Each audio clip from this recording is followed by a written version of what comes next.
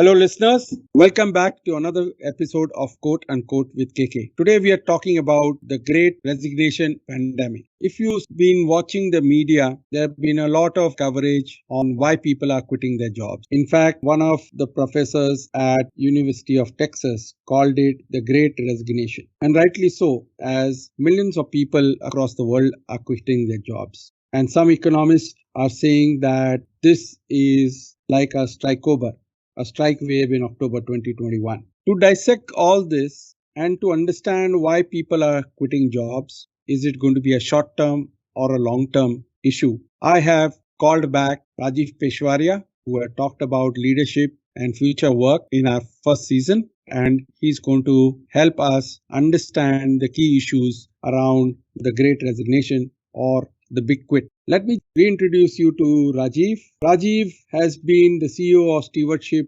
Asia Center in Singapore, a coach and a thought leader in the space of human resources and leadership. Rajiv was the Chief Learning Officer at Coca-Cola and Morgan Stanley and has held senior positions. I've known Rajiv for several years, and whenever he has come to India and talked about his books and his thought leadership, he had got in a couple of key points in our last podcast not being reverberated by the leadership in the corporate world, and hence why people are quitting. So let's roll back, and I would urge you to even listen to the last podcast that we have recorded with Rajiv last year, and also hear on the issues that have been followed on from our last podcast with Rajiv to this issue of the great resignation pandemic. Welcome back, Rajiv, on Quote Unquote with KK. It's a pleasure to have you back on our podcast. Rajiv, a lot has happened in the last 1 year since we had our last podcast, and there were several key takeaways that we discussed. Apparently, it seems to have fallen on deaf ears with the corporate leadership. And now what we are seeing is the great resignation pandemic. What happened? I would love to hear from your side, your opening comments, and then we can dive deeper and introspect and analyze and see what the solutions in the way forward are. Thank you, Kapil. Great to be with you again. And, actually, we spoke more than 2 years ago before the pandemic started. And I was making the case that if you give people more flexibility, actually productivity will go up, not down. And if you remember, the case I made was that in any organization, 20% of the people are top performers, 60% are solid citizens in the middle. They do good work, but work is not their only priority. And then 20% at the other end of the spectrum just work to live, just to pay the bills. And whatever you try, the distribution is going to be this bell curve. It cannot be anything else. The other thing we said was that the top 20% of the performers produce 80% of the result. So I had argued with you that if you allow people the flexibility to work as much as they want, as little as they want, and declare where they want to be on the curve. You want to be in the top 20%, you will be paid and rewarded accordingly. You want to be in the middle 60, you will be paid accordingly. If you want to do minimum work, you will be paid minimum. Give them that flexibility. Let them choose, but make sure that they do what is the minimum required. Otherwise, they will be fired. With this kind of freedom, actually everybody is happier and productivity goes up because 80% is already guaranteed by the top 20%, right? And before the pandemic, nobody listened to this idea.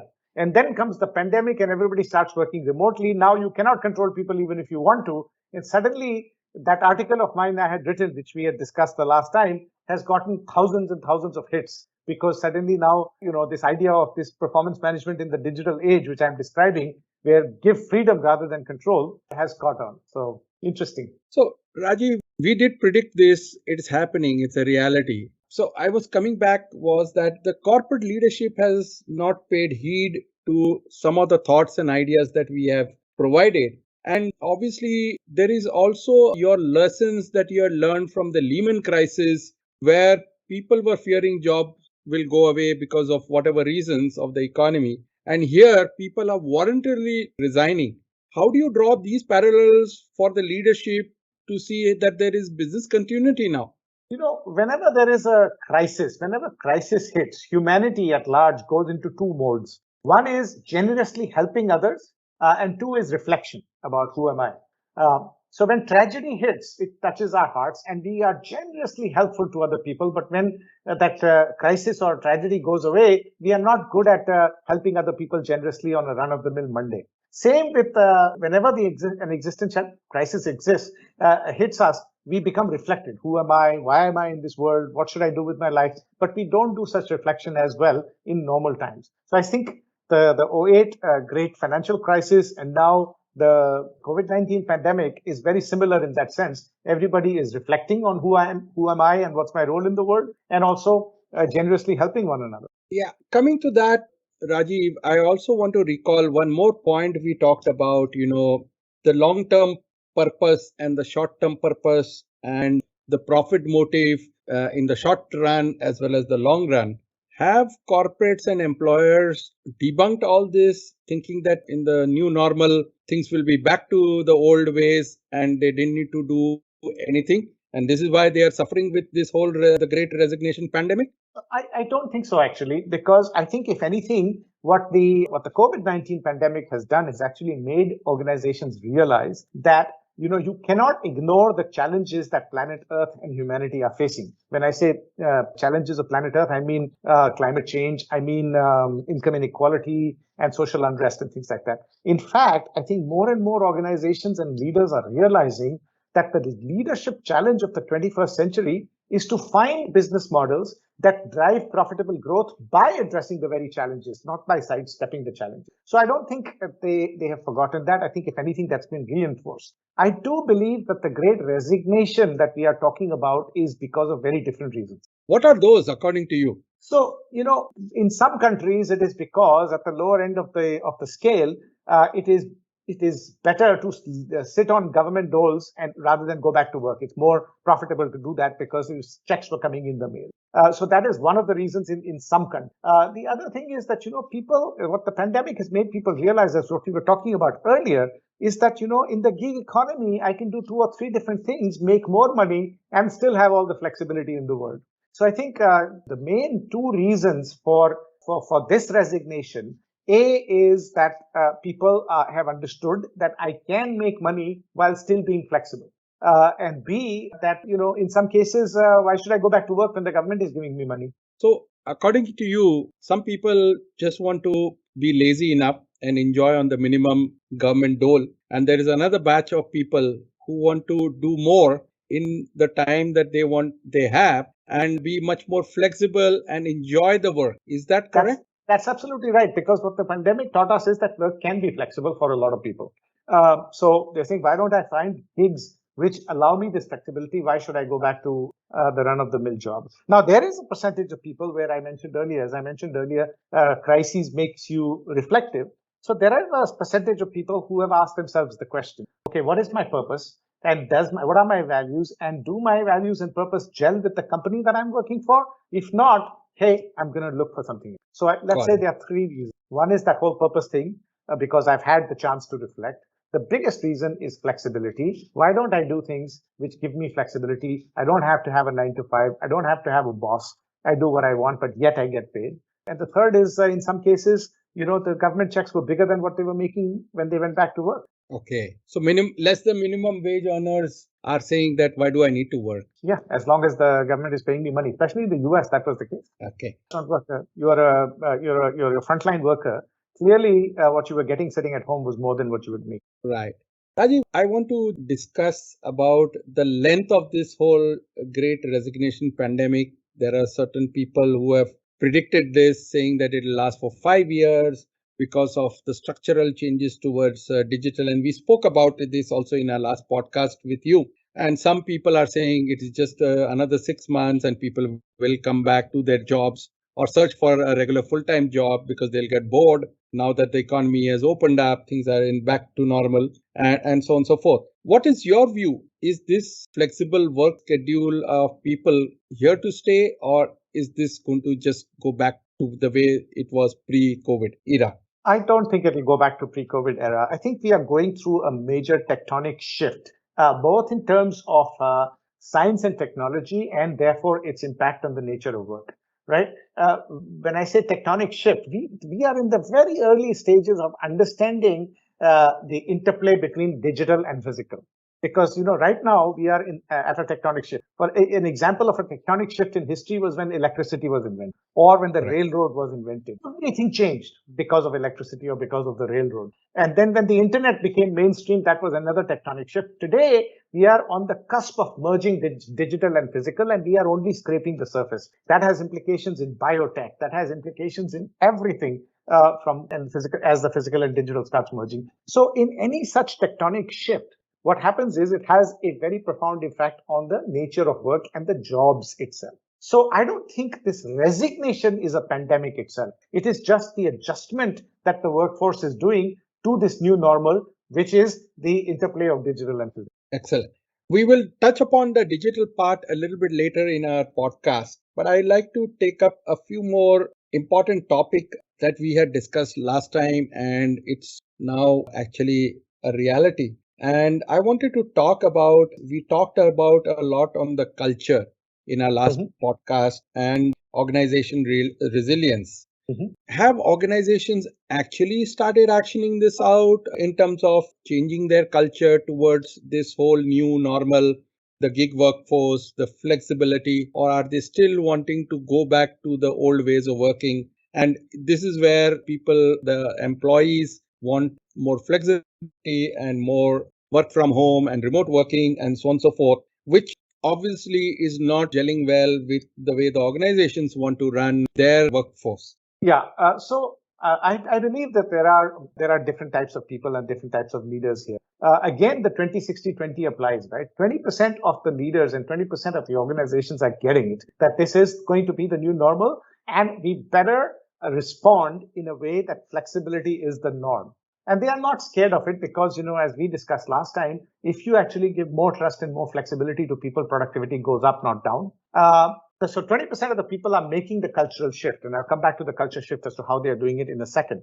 60% are sort of in the middle, still on the fence, yeah, let's see what happens, blah, blah, blah. They haven't jumped in yet. And 20% clearly have their head in the sand. The old normal will come back. So we see all types of companies and all types of leaders here. The ones that are getting it right, what they have realized is that, look, this generation, millennial generation and younger, they are what we call the purpose economy or the purpose generation. For them, meaning is more important than money.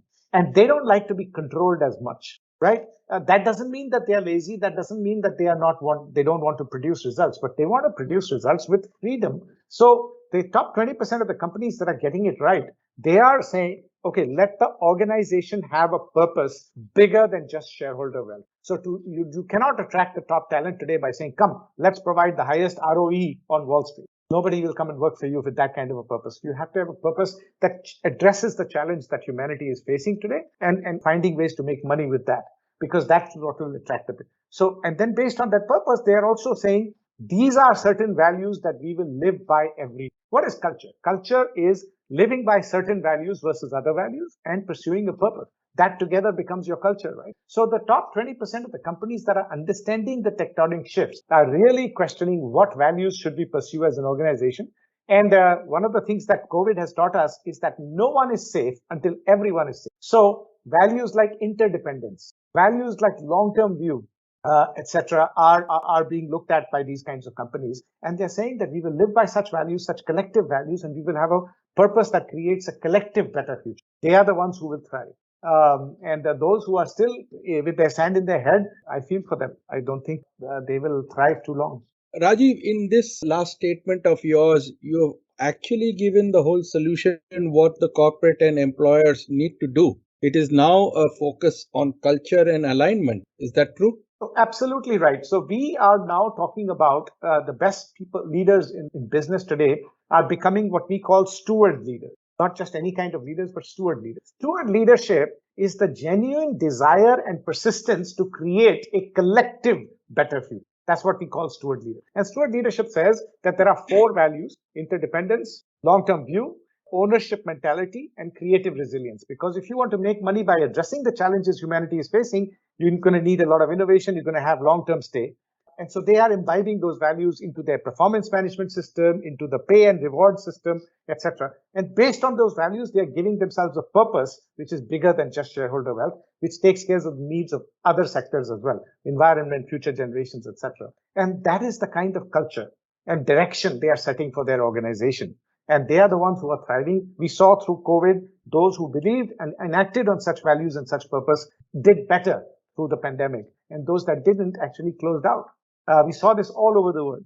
Rajiv, I don't want to talk about the success stories because you have been doing a lot of leadership excellence training and you're mentoring a lot of people. I want to take up a failure story and understand, what could have been done better in those situations and how could organizations which have now sunk in the sand have to do a massive turnaround, otherwise they're extinct. Well, the sad thing is that sometimes these big companies who do it the wrong way don't die because they have either monopolistic or duopolistic powers. But what we are seeing is that if you don't stand for the right values and purpose as an organization today, and if the customer has a choice, they will not buy your product. In fact, my research is now telling us that customers in many cases are willing to pay a premium for your competitor's product if it is sustainably sourced, right? Okay. It's all over the place. I'll give you an example of companies that didn't die even though they did horrible things. Boeing, for example. Correct. Right? Now, we live in a world where ordinary people are very empowered and information is rampantly free and available. So when Boeing knowingly went into the 737 MAX production, knowing that it was unsafe, knowing that it was violating their own values, because Boeing's values are start with engineering first. And the second values, it talks about safety. They violated their own values. Well, the market paid a price because for 1 year, their market share went down by, revenue went down by 90%. Correct. But then they are bouncing back now. Whereas there are many other organizations that didn't do the right thing and they collapsed. Eventually, what will happen is that such cases will collapse quicker. As power to the individual through connectivity gets even more rampant, such kind of behavior will not last. Enron finally lost it in the end. Correct. Because they went too far beyond. Boeing is lucky that they are a duopoly right now. But with this kind of behavior, companies which have industries which have a lot of competition, they will definitely not survive. Rajiv, very pertinent question that is coming from various economists and analysts is the impact of this great resignation and this whole revolving door phenomena of now rehiring and whatnot. And obviously, during the pandemic, this whole supply chain was disrupted. So growth was disrupted. And now with people leaving, a lot of the people are saying that this could lead into a great depression where the scale up is not going to happen. Goods and services would not be value added because employees are not there to do the job. Is this a real crisis in the brewing where we could see a bigger depression, a degrowth in the global economy? You mean the resignation itself? Yeah, people leaving. So there are no people to actually do the jobs. I don't think so. I think that we are seeing, as I mentioned earlier, is that this great tectonic shift we are seeing, because of which there is an adjustment in the labor market, right? Either people are demanding more flexibility or they are asking themselves what I want to do, or it is about I don't have the skills for the new economy. In every tectonic shift, you've had dips like this in employment and in because structural shift, because the skills are not matching what is required. But eventually, every turn of technology has created more jobs than it has lost. But there is an adjustment period in the middle, and I believe that's what we're going on. The resignation in itself, I'm not so worried about because it cannot last. I don't think people can sit at home forever. So I don't believe that this is going to lead to a depression. I don't believe. I mean, the job market in many countries, including the US, is hot right now. I was just reading that in France, more people are back in the workforce than they were before the pandemic. Okay. This is the latest article in FT I read just yesterday. So, I don't think that this is going to lead to any depression. I don't believe resignation is a pandemic in itself. It's a passing phase. It is an adjustment taking place for a whole variety of reasons. Right. Ajay, I want to shift gears and talk about the whole issue of stress and mental health.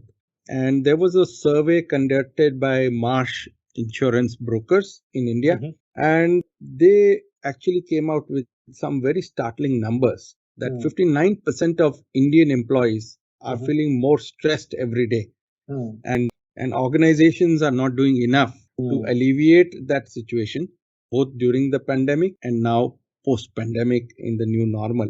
And mm. they have compared these numbers with various other economies in Asia and the whole rest of the world, or the global numbers. And one of the things that another survey talked about is people are leaving jobs because the employers during the pandemic did not care about their stress and mental health, and they feeling left alone. Mhm. Now, these are very, very challenging situations, and organizations, I guess, have to look at employee well being and mental health. Are these things very important, and that now employers need to really focus? It's not just the wage, but it's also soft issues like how the mental health of the employee and how the engagement of the employee reduces their mental health and stress with the organization and their work. Oh, for sure. I mean, employment the very nature of employment is changing. 40% of the workforce today in many countries is already in the gig economy, where they have a lot of freedom, where they have a lot of flexibility. So if companies do not provide the same kind of freedom and flexibility to full-time employees, they are in for trouble. This idea of stress. You have to focus on issues of mental health for sure. You have to focus on issues of, overall well-being of the employees, not just paying them a high wage, because that high wage can be earned elsewhere as well. So that's one. For sure, your point that the organizations need to pay attention to these things, absolutely, and the best ones are. The other issue about stress is, these numbers in surveys, 59% of Indian employees are feeling stress, and in similar numbers all over the world. The question is, what is stress? And how are you using your employee development dollars to address this? You see, that if I have no clue about, I come back to the same idea of purpose and values. If I have no clue about what my values are and what my purpose in life is, right? Uh, Anybody who treats me badly will stress me out. Anybody who doesn't, do what I think is to be the right thing to do will stress me out. What is stress? Stress is, you cannot stress me until I allow myself to get stressed, right? And Correct. people with the control over their own values and over their own purpose, they realize that whatever Kapil says to me, you hurl a set of abuses to me right now, I can choose to take it inside my heart and my head and allow my mirror neurons to get really angry and to hurl abuses back to you, or I can decide that I won't let it enter my body.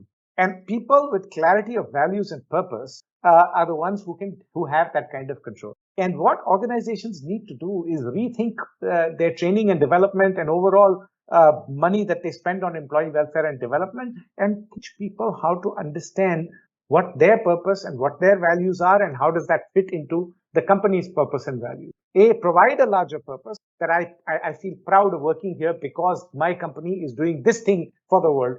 And B, make me realize that, I can find my own long lasting energy by finding my own, and I can become fully independent. We talk about three levels of emotional development. One is dependence, where when we are born as young kids, we are dependent on our parents and our family for everything, including basic physical needs. Correct. As we grow up, some of us become physically strong, but we still remain mentally dependent. But eventually, some of us discover purpose in life and we become interdependent. Now, I am not dependent on society, but I have a purpose that does something, so I am interdependent with us. The highest level of emotional development is when I become truly independent. And then nobody can stress me. This is when I learn, besides having purpose and values and purpose of life, I also understand things like forgiveness. I understand things like gratitude. Understand things like acceptance. When you get to that level of emotional maturity, now you are truly independent and you can never be stressed. So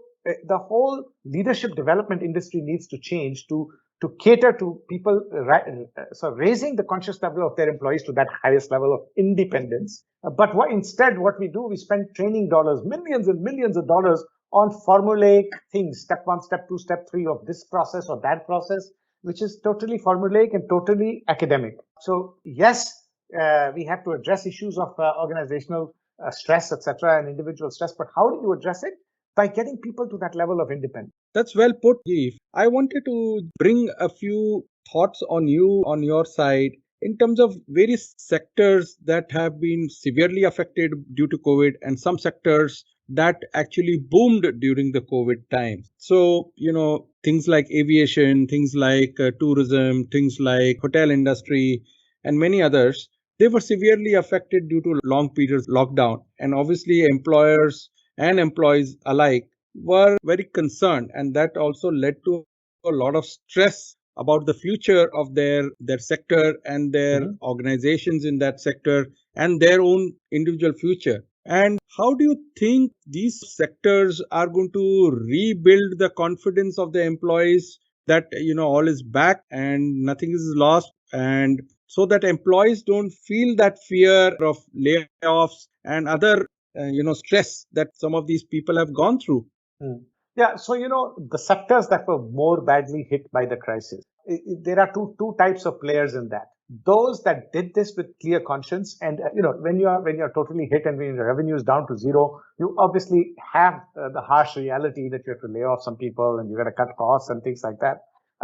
So some of the business realities you can't give away, but by being business exists to make a profit at the end of the day. We can't. This is not a charity, so you can't continue to have high levels of employment when there's zero revenue. But the way you deal with it makes the difference. So there's two kinds of companies we see in the hardest hit sectors: those that did it with a good conscience, with the right values. They supported their employees as far as possible. They did everything in their power, and when they couldn't do it anymore, they did it in a very, very humane way. And then those that didn't care about how the employee felt, they literally made financial decisions based on pure, numbers, and did not care about all the employee issues. Those are the ones that are going to have a harder time coming back as the sectors open up, because you have damaged your reputation. And now the best talent is not going to come back because we know how you treated us at that time. The best talent is going to go towards the companies that treated their employees with respect and dignity and did as much as possible. Employees understand that when there is no money to be made, when there's absolutely no money, you can't pay me my salary. But the question is, how did you deal at that time? One bigger issue, especially in frontline industries where I have been involved, like healthcare and digital, which were booming during the pandemic stage, was that there was enough work and a lot of stress. And now, when things are back to normal, a lot of the people feel burnt out and they want to make Mm-hmm. a lateral shift into other sectors, safer sectors, according to them, Mm-hmm. or they want to just take a break. Mm-hmm. Is this also something that is contributing to this whole resignation phase of what we are talking as the great resignation pandemic? Absolutely, because we are seeing a misalignment of compensation and benefits. If you expect frontline workers to risk their lives and be on the job, and you pay them lower than other sectors of the work where you can sit at home and do the work, obviously people are going to say, "Why the hell am I doing this? Why am I taking this kind of physical abuse on my body for peanuts when I can sit at home and create an app and make more money?" So I think this misalignment of comp and ben is something that is currently underway. This will also correct itself because it has to. You can't have a world where there are not enough people going into the medical field, for example. But we need to pay our doctors and our nurses and our teachers a lot more, and that the market will adjust. And in some cases, it is the lack of skills because there are a lot of people who are left on the wrong side of the digital divide. They are saying, okay, maybe I should take a break from my menial work, and whatever savings I have, I go take some digital courses in technology, so that I can then come back to the workforce in a different sector. Again, it's all part of that tectonic shift that's there. So this is the big churn. It's a big churn. It is as big a churn as invention of electricity. And I'm not talking about the COVID crisis alone. COVID crisis has exasperated and accelerated the churn. But what the real sort of churn or turn we are talking about, a tectonic shift we are talking about, is this digital and physical coming together. Even Rajiv, without the pandemic, we would have seen a huge shift in the way of work. But what COVID has done has accelerated that. Rajiv, I want to touch on a very important topic which we discussed, the pay for performance and rightly aligning the work to the performance and the compensation. We Mm-hmm. discussed about it in our last podcast. Mm-hmm. Is this something that a new science and a new theory has to now emerge in terms of the pay for performance that you talked about? And do we reimagine how the workforce now has to be compensated? It is just not driven towards the bottom line or the profits the company makes, or it's not just the work of the number of hours or other metrics that employers used to use in the physical era, Mhm. how would the digital era now have to redefine this pay for performance? Yeah. So, I call this freedom within the framework. You have to change performance management systems into something called freedom within the framework. But before I explain what that is, let me say one thing. It's not about profit. Companies have to make a profit. So it's not about, giving people flexibility and making less profit. It's not about giving people more pay and benefits and making less profit. No, that cannot happen. That is not realistic. Let's be very clear. Business exists to make a profit. But here's the beauty. If you give people more flexibility, which is what they are asking for, otherwise they will go to the gig economy, you are actually going to have increased productivity and therefore higher profit. So what does freedom within the framework kind of, I'll send you an article on this that I wrote, which is gaining a bit of traction these days. Basically, what we're saying is coming back to that 20-60-20. You tell people, listen, you have total flexibility about how much you want to work and how little you want to work. If you want to get the maximum pay and get promoted and make money maximum possible in this company, then be a top 20 performer. And this is what it takes to get here. But it's your choice if you want to work that much. If you want to be a solid citizen, you want to work hard, but don't want to work is not your only priority in life. You have some other priorities also. Okay, fine. Tell us that you want to be that solid citizen in the middle 60%. We will pay you accordingly. It's your choice. If you really think that your passion in life is music and drama, but you're working in this company to pay the bills, your contract with us is minimum work, minimum pay. But remember, if you fall below the minimum, we will fire you. So now you're giving people the whole power and flexibility to say, choose where you want to be on this 20-60-20 curve.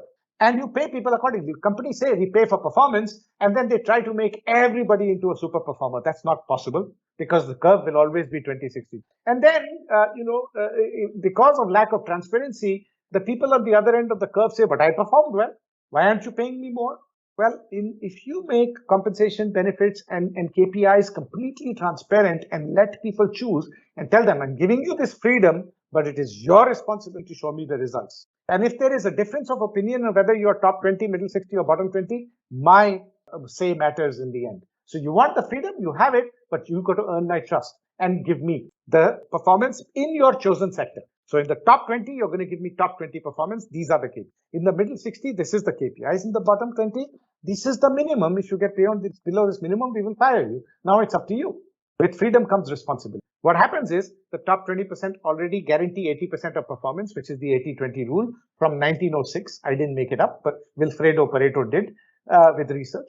And the middle 60 and the bottom 20 now, instead of feeling stressed and pushed by management, they are working according to their own chosen preference. They work with less stress and more happiness. So overall productivity goes up, not down. This is the new performance management system that companies need to adopt in the digital age. And as COVID has shown us, in a remote working environment, which is going to be the norm, there's going to be a hybrid working environment. Not 100% back to work is not going to happen, right? You cannot control even if you want to. So provide freedom within the framework and put the responsibility on the workforce. You tell me that you are valuable to the company. I give you all the freedom, but you will be paid and promoted or punished accordingly. Rajiv, a very pertinent issue which you talked about, the happiness of the employee. Several countries now have got happiness ministry. Some companies have also started inducting a CXO called the Chief Happiness Officer, who basically looks into the overall happiness, just not the employee, but the leadership, but the wider community in which they operate and the consumer. Is this going to be a redefinition of what are CXOs in an open gig economy organization led companies and employers going to look like? Well, it depends on how they are defining happiness. Every now and then a new fad comes, and these days it's all about happiness. It's all about purpose. And the way companies are defining purpose is all wrong, by the way. Just because you are defining a purpose doesn't mean that you're a great company. But I'll come back to that later. Depends on how they are defining happiness. We have misunderstood happiness ever since humanity first started. we think happy, so we tend to keep postponing our happiness. Oh, when I get rich, I'll be happy. When I get promoted, I'll be happy. When I get a big house, I'll be happy. When I get a life partner who loves me unconditionally, I'll be happy. And all these kinds of things. So we either keep postponing happiness, or we live in the past, or we live in the future, but we don't live in the present. The people who are the happiest are not necessarily the richest people or the most materially successful people. The people who are the happiest in the world, again, comes down to two things. I know my values and I'm willing to live by these values no matter what, even if it's inconvenient. And I know my purpose. I'm here to serve a purpose. If that pursuit of the purpose itself gives them happiness, living the values itself gives them that happiness, because whether they achieve it or not is in God's hand. We don't know whether we will or not. So they learn to enjoy the journey itself. So happiness comes from knowing your values and pursuing a purpose based on those values. If you have a chief happiness officer in the company that is throwing parties on Fridays and sending pizzas and doing fun events and this, that, and the other, that kind of nonsense doesn't work. Right. Rajiv, I want to shift gears onto our digital side of things. One of the things that we talked about was the attrition rate and lack or shortage of digital workforce around the world. And we've talked about this in several of our other podcasts also prior to this. And one of the challenges now organizations are facing is adequate trained workforce for digital. And where are we going to get them in the future? As the more digitization accelerates the pace of acceptance into the mainstream physical world of our corporate and employers, how are we going to cope up with this shortage? It's a huge supply chain issue. It's a huge business model execution issue. There are a lot of issues that could actually lead to failure of corporates and their business models. Yeah, true. And it's no different from any other tectonic shifts in the past. So, when we went from the agrarian economy to a mechanical economy, there was a huge displacement. Lots and lots of jobs were lost, and many companies got wiped out. They couldn't understand mechanical.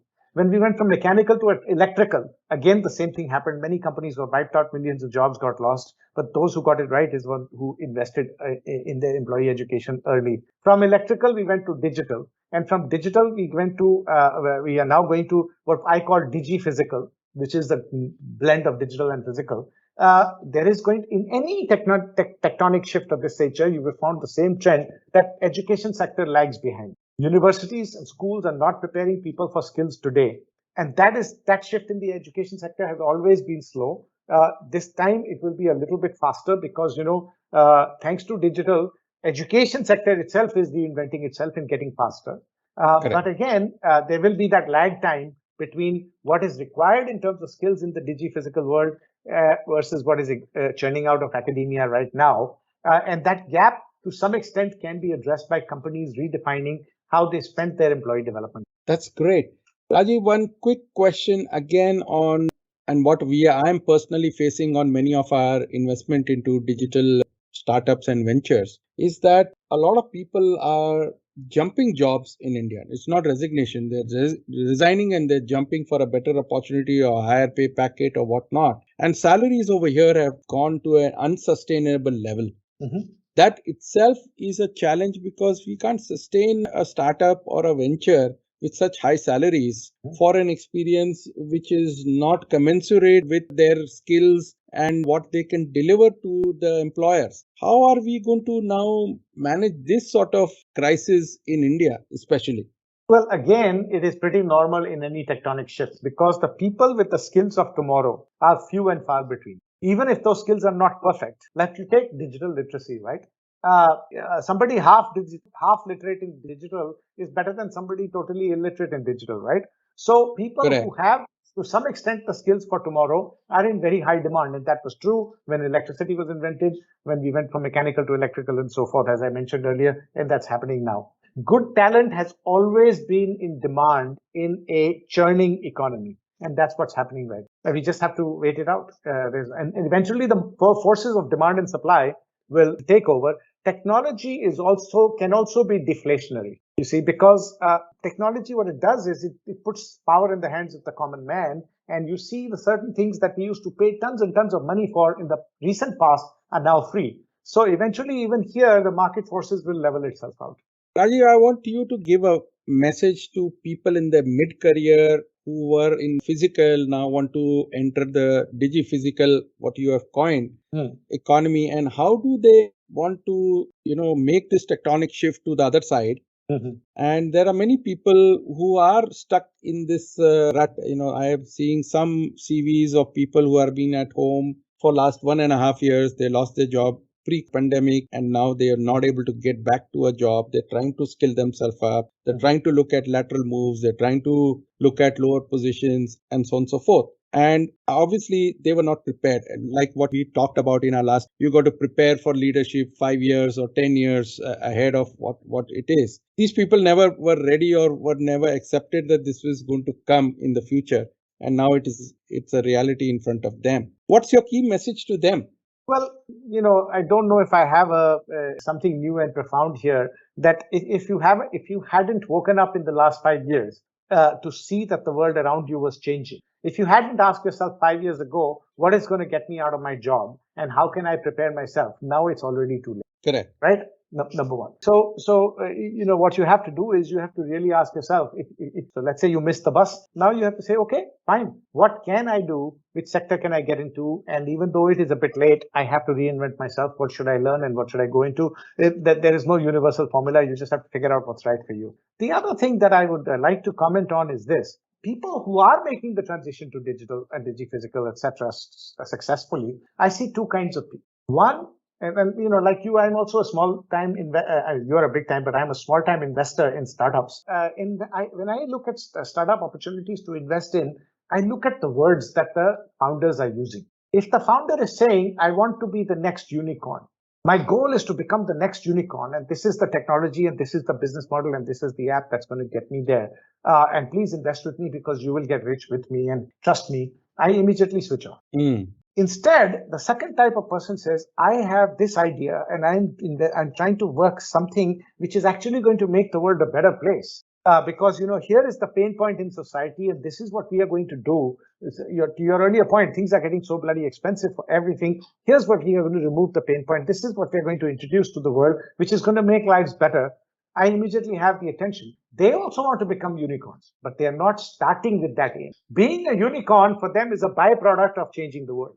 Correct. And my message to people is that, you please be like that.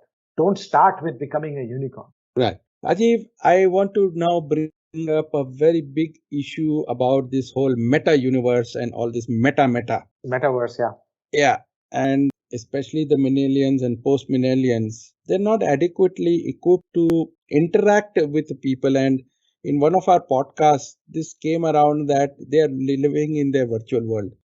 So disjointed to the physical world that they don't even know how to interact with their peers or their employers or their other friends and family. They're just so disjointed. And with this Facebook and all these people now trying to create the next wave of whatever their growth ideas into this metaverse, digital universe, and avatars and whatnot, is this not dehumanizing people and employees? Employers are going to have a bigger challenge? Yes, I completely agree with you. And I'm getting on in age myself, but I'm a big fan of technology. I try to keep in touch with technology, and I'm a user of technology and love the future world rather. So I usually embrace technology very, very openly. But I recently saw, everybody saw the Mark Zuckerberg talking about metaverse, but then Microsoft is also talking about metaverse. I saw another video of Satya Nadella talking to his one of his clients, which was, I think, either Accenture or one of the big firms, and how they are bringing this whole avatar thing into the metaverse. And you will have a near real experience if you attend a meeting as an avatar. I think that defeats the purpose already. Already people are saying that we have Zoom fatigue and we have Microsoft Teams fatigue, right? Because there's nothing like meeting in person. And even though you're watching a live video, it's still not the same thing. And people are craving to meet in person. And now they're proudly saying, well, I don't want to be on video all the time. Instead of me being live on video, I will put an avatar. Now, how is that going to help with relationships? How is that me talking to your avatar? How is that going to bring me closer to you just because there's some AI which has the facial expressions of the avatar matching with what you are saying? I mean, I think we're going crazy here a little. As the world gets more digital, what's going to become even more premium is the human experience. Get it. So as a human resource specialist and you have written a lot about on different aspects. This whole metaverse is not the future of work then.